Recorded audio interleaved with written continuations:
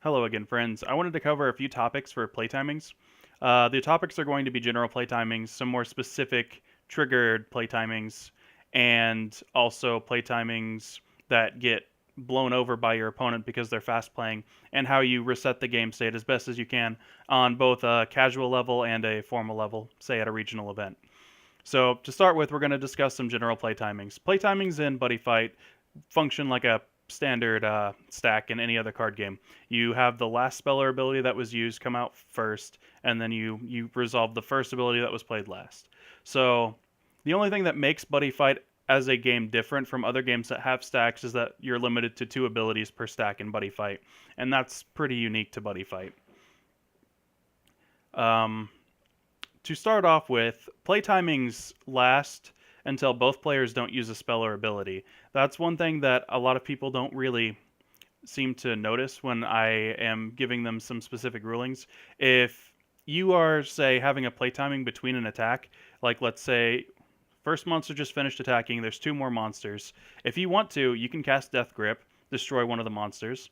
And then if you still have a gauge and if you still have another Death Grip in hand, you can cast Death Grip again and destroy the other monster before they can do any attacks, because there is that play timing in between the attacks, and you can use as many spells or abilities as you would like in a play timing. Play timings, again, only end when both players choose not to use a spell or ability.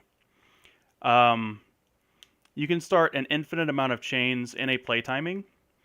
Oh, pseudo infinite, because you're of course limited by how many spells or abilities are in your deck. But you can see where I'm going with that.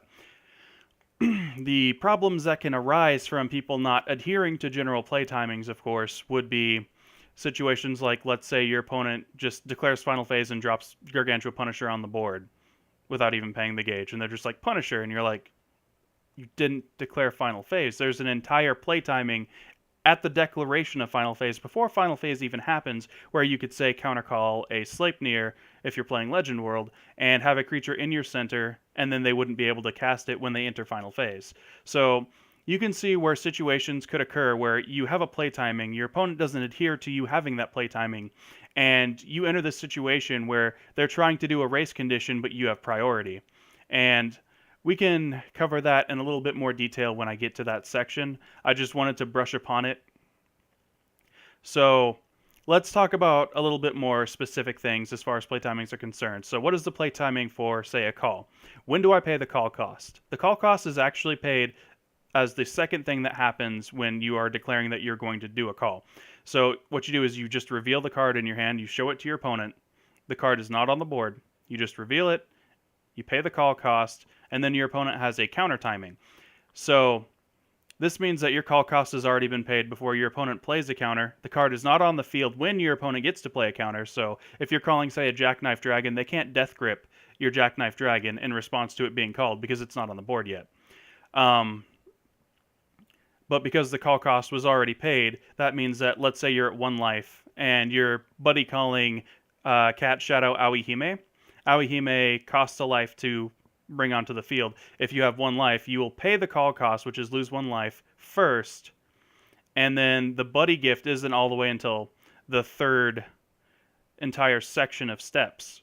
And there is a playtiming resolution at the end of the first. So what this would mean is that you pay the cost, there's a playtiming resolution, you would lose the game. It would then be your opponent's turn to counter. There would be another playtiming resolution, and then you would resolve step 3, which would be gain the life for buddy gift. So the answer to that question would, of course, be if you're trying to buddy call an Aoihime and if you have 1 life left, you would lose the game. I'd also like to take a second to explain priority for calls when this unit enters the field abilities, and activated abilities for monsters, and the counter timings and options that the non-turn player has to stop each of those abilities. To stop call itself, the only card in the game that can do that is Begone, and it only targets size 2 or less. So right now that's the only option that we have for that specific thing. If it does stop a buddy call, the card does go into the buddy zone rested, and that's pretty unique, and I actually do like that because it's a lot of counterplay. They can't buddy call for the rest of that game, and that's all very nice. As far as when this unit enters the battlefield, there's only 1 card that stops that, and that's also Begone.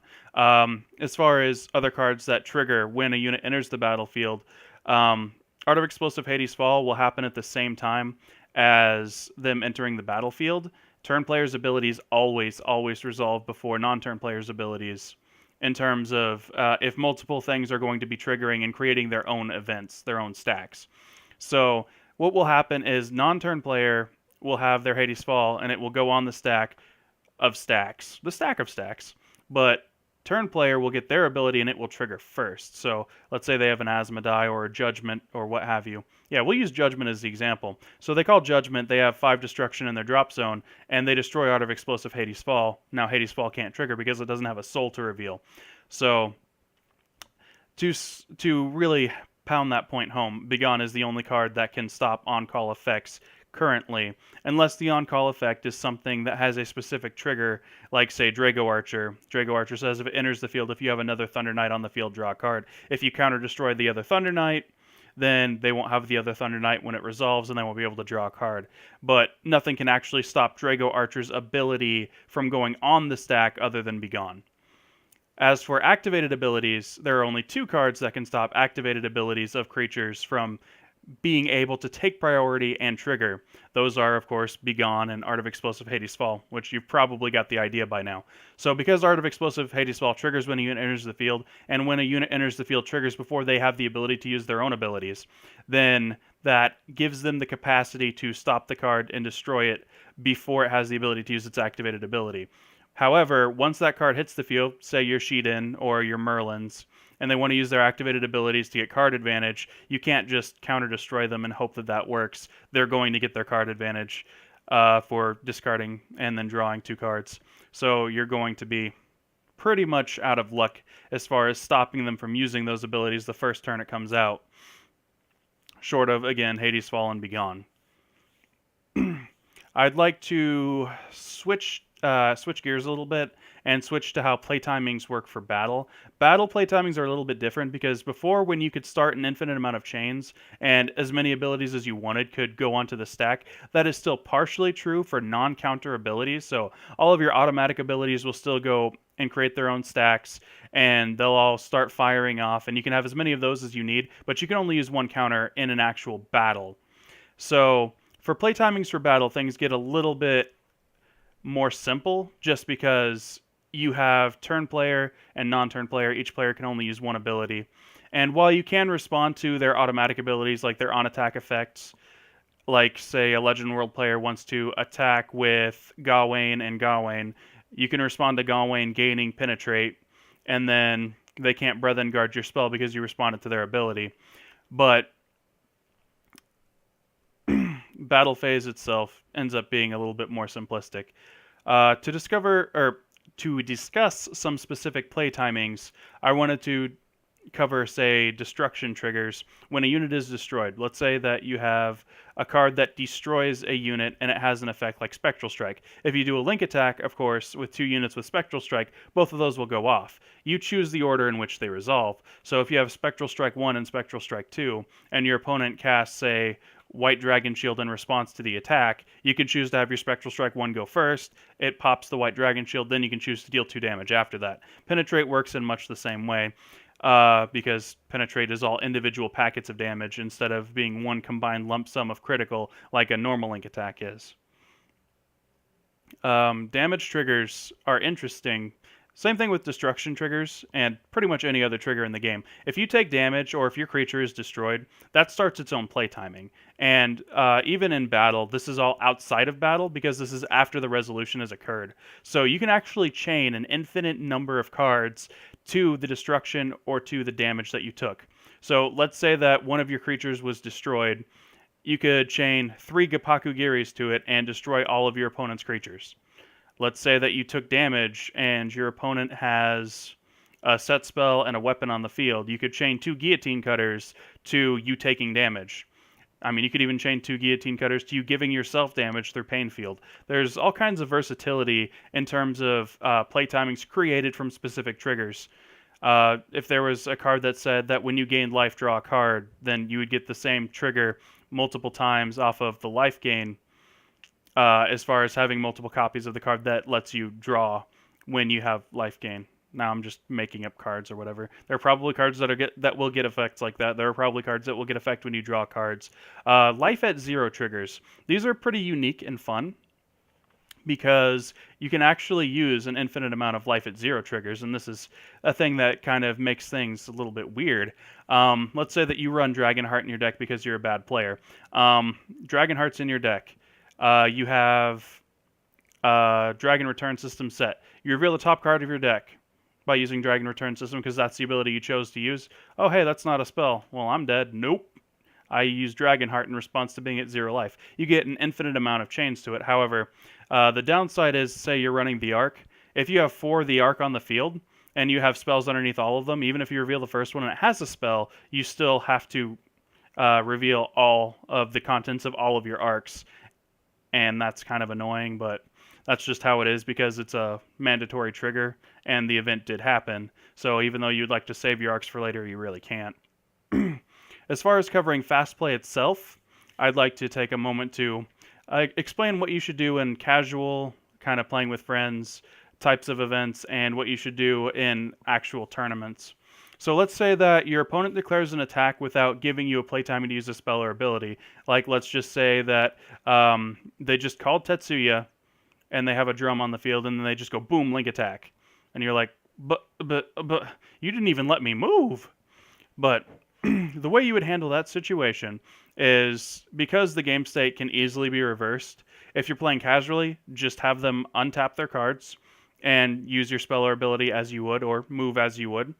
If you're playing in a more formal event, like at a regional tournament, what you could do, and what I suggest you do, because if they're doing this, then it's kind of annoying and you don't want them to keep doing it, you can raise your hand, ask for a judge, say, hey, I wasn't given my proper play timing, and you can kind of be that guy.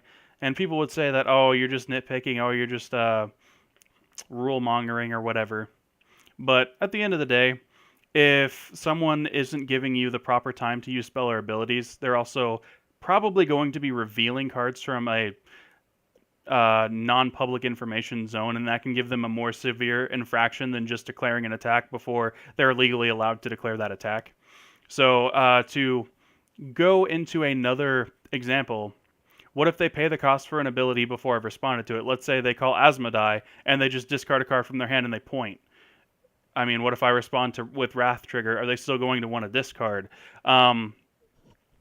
Because they discarded a card, and because it was a card from a non-public information zone, that is a significantly more severe infraction than just declaring an attack without giving your opponent a chance to use their proper play timing. So you should call a judge over if you're playing at a regional event and let them know that that happened. They'll probably get a warning for it. It is your responsibility to make sure that everybody's playing the game correctly if you are playing, including your opponent, even if they do something that might not necessarily be in their best interest and might help you out. That's just the best conduct that you can have as a player. But as far as them just paying costs before they are allowed to resolve their abilities, that's definitely something you should phone someone over for and try and get them to understand how their cards work so they don't continue to make those mistakes. What do you do if your opponent misplays and uses an ability in response to their own ability? Like, let's say that your opponent calls a card, they have an on-call effect. In response to that on-call effect, you cast Rise and Fall of Dragons, and then they try and Sakura Fubuki your Rise and Fall of Dragons. Again, this is the same thing as the previous instance, because they're revealing information from a non-public information zone, and that's a fairly severe infraction. And they're also using a card in an illegal fashion. So more than the last one, this one might get them in a little bit more trouble. I'm not saying that you should be super nitpicky if you're playing casually. These are just things that people can do that can change the state of the game, because it gives you information on what cards are in their hand, and it can kind of mess things up significantly. And to finish it off, what do you do if your opponent declares Final Phase and drops an impact without giving you proper play timing to respond to the declaration of Final Phase? So if you're playing casually, naturally you would just revert the game state as best as you can for all of these instances. If you are in a regional tournament, and if someone is going to just drop a Punisher on the board and not say Final Phase, or even if they just say Final Phase and then immediately drop it without giving you a chance to respond, then the best thing you can do is phone a judge over, ask them what you should do to revert this situation. 9 times out of 10, even though they're revealing information from a non-public information zone, they'll probably just let them revert unless they've had that warning several times. But if they're doing something like that, you will have the game state reverted. Your opponent will not be able to argue about it, and that's the most major thing for all of these for all of these situations for fast play. The most important thing to keep in mind is that you need to kind of cover your own ass here, and make sure that you have that judge to come over to your table so that you are safe as a player when they want to, if they decide to argue with you about whether or not you're allowed to use that spell or ability before final phase. Because some people legitimately do not know that, if they declare final phase, there's an entire play timing right before that where both players have to use all of the spells or abilities that they want to before you can move on to the next phase. So the best solution that will probably happen is that if it's the first offense, your opponent will probably just have their gauge put back into their gauge zone, and they'll have to take Gargantuan Punisher, place it back into their hand, and you will get a chance to use your spell or ability for your counter timing. They'll get to use the spell or ability in response, and so on and so forth until that play timing is over. And as I mentioned before, play timings are pseudo-infinite, so you have all of this time to keep pushing that play timing. And if you still get Punisher, well, that sucks. But I mean, there's a lot of cards that you can use in response to Punisher to give yourself enough defense to weather it, or to even make it be incapable of activating. So, I mean, that's really just what it boils down to. I really don't have too much else on play timings. I wanted to have a more advanced video where I actually sit down and discuss the steps one by one, but I'm not sure if I have the capacity to do that at this particular point in time. I did cover, say, the Aoihime rule, and there are other particular rules that do come in mind, but a lot of those are more specifically rulings over anything else. Counters themselves have very specific ways that they work, and I kind of just covered the basics of it. I feel like I'm going to do a specific video for the attack phase itself to cover more specific things about when each individual thing happens, when you're allowed to use more than one counter in response to certain triggers, what the triggers actually are, and when the triggers take place in what order. I'll probably do that a bit later. This is just more a fast play video than it is a play timing video, just to let everyone know what you should do if you encounter an unfortunate situation where someone is fast playing and you don't know what to do in a tournament. That's all I have for now. I hope you enjoyed the video, and hopefully next time I'll be able to incorporate a little bit more visuals into it rather than just me talking. Have a good one.